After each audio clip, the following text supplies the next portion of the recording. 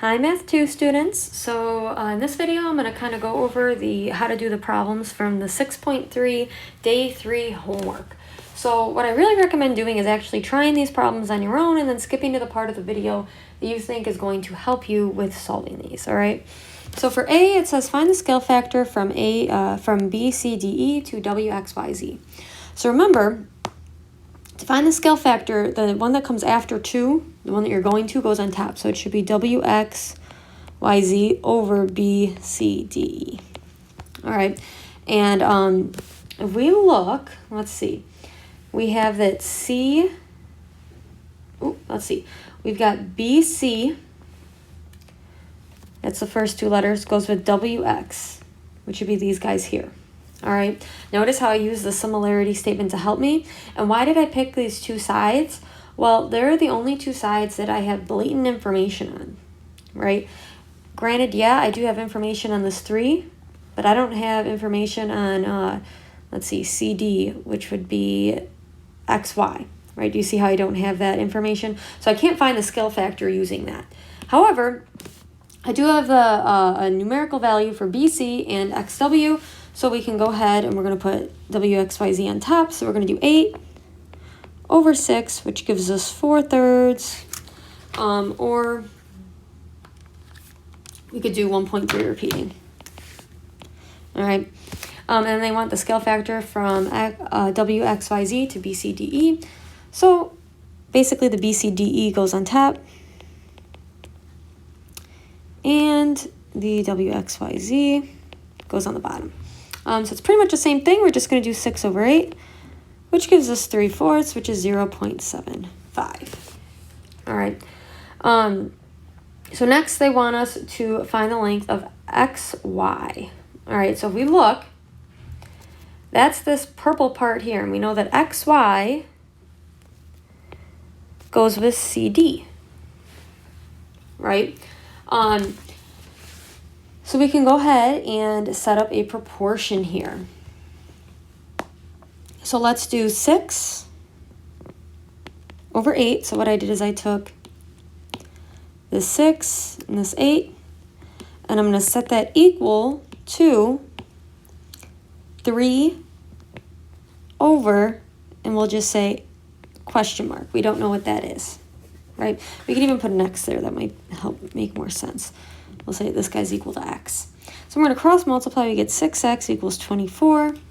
We divide and we get that X is 4. All right, so XY equals 4. So we can go ahead and write that in. All right, so next we're going to go ahead and it says find the measure of angle D. All right, so to find the measure of angle D, what we can do is we know that since these are similar, and they told us that they're similar, we know that the angles have to be congruent. For similarity, angles are congruent, sides are proportional. And if we look, we've got 2 parallel lines here. And these guys are same side interior, right? We know that same side interior angles are supplementary. So what we can do is we could do 180 minus 117.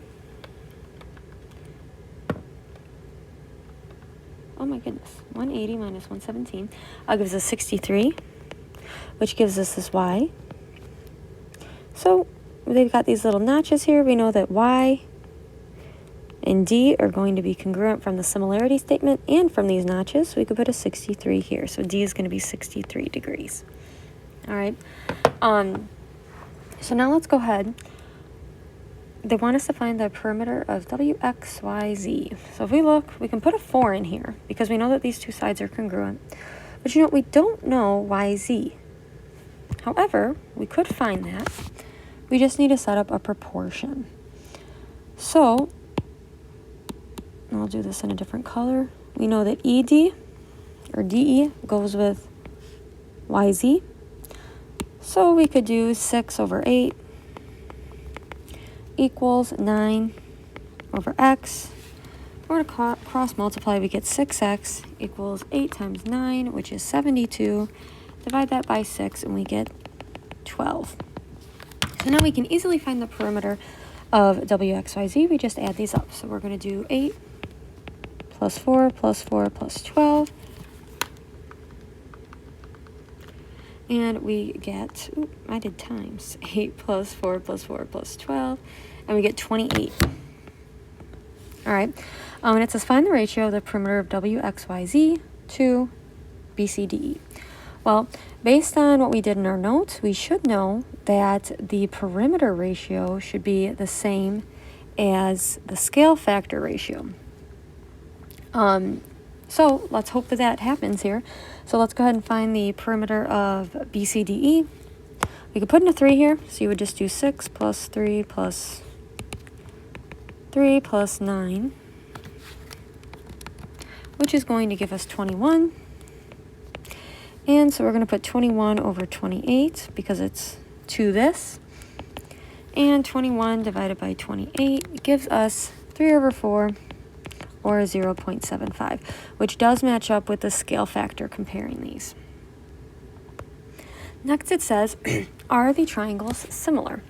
If so, state the similarity and the postulate that justifies your answer. So we know that we've learned angle, angle, side, angle, side, or side, side, side. So let's try these out. So looking here, they did tell us that these angles are congruent. So we know we got one angle. And looking here, these make an X. So we've actually got vertical angles. So we've got the red pair is congruent and the purple pair is congruent. So we end up having angle, angle. And they do want us to state the similarity, do the similarity statement here. So let's go ahead. We know that these guys were purple. So we'll say triangle ABC is going to be similar to triangle. And you can see that this guy has to go with this guy because he's the only one left.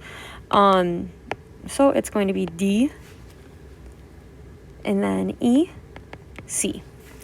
So look at how I did that. We went from green to red to purple, and that's what we did here. We went green to red to purple. All right, and that is our similarity statement. All right, this one is a little funky. I think these, I'm assuming these lines are supposed to be right here. And basically what we've got going on here is we've got two isosceles triangles, but all it does is it tells us that this is that this top triangle is isosceles and that this bottom triangle is isosceles. It doesn't give us any information about the relationship between these two triangles. We don't know anything about the angles. We don't know anything about the sides in relation to each other. So we have to go ahead and try and sort that out. And unfortunately, looking here, we can't say these are similar. Or we at least don't have enough information. All right, so we can't make that statement. All right, let's go ahead and try this next one here.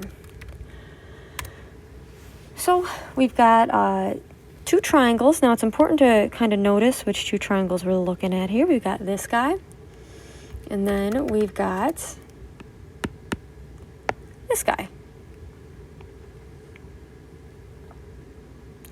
And notice that we do have some parallel lines going on here. So first off, if we look, both of these triangles, the red one and the blue one, share this angle here. So they've got one angle that's automatically congruent because it's the exact same angle. All right. Then if we look here, since we have parallel lines, this angle and this angle are corresponding, and this angle and this angle are corresponding, right? And if you recall, and I'll kind of draw that out for you if you remember, we have two parallel lines and then a transversal, and what we have here are the corresponding angles. They look like that.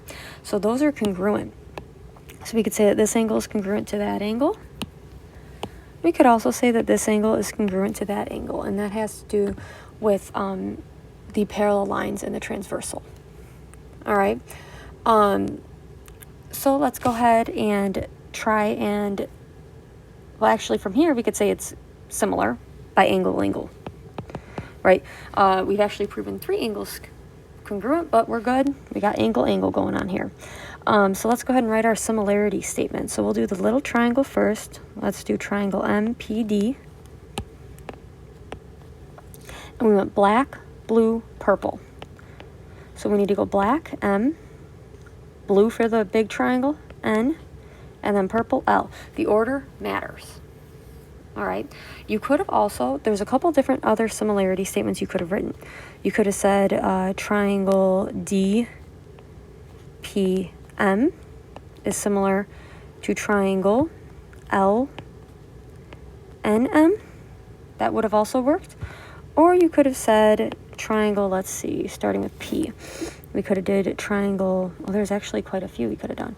I'll do one more. We could have said like PDM is similar to triangle NLM. So as you can see, there's many different ways to write these similarity statements, but you just have to make sure you go in the correct order. All right. Next, let's go ahead and check this out.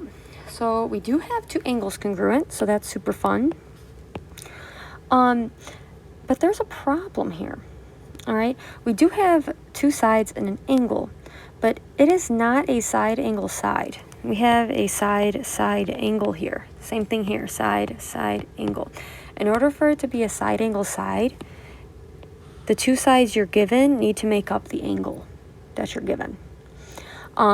So this one, we'd actually have to say not similar, not enough info. And you're probably like, what the heck? Well, we did have a side angle and a side, but they have to, if you recall, the sides have to make up that angle, right? And the side that we were given didn't make that angle. It's across from the angle. All right, let's see. So now we've got this last bit here. All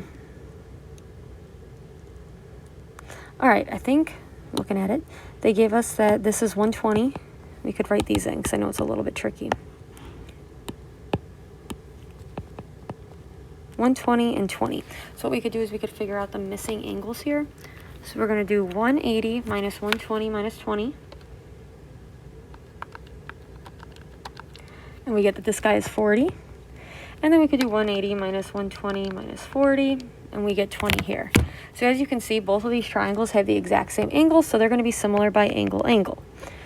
Now, let's go ahead and use some colors to put these in the correct order. So we'll make the 20s purple, the 120s red, and the 40s green. All right, so we'll say triangle, and we'll start with the purple. MDR is similar to triangle TXS. All right. To be honest, I don't really know where that 104 goes, so we will ignore that. Wonderful.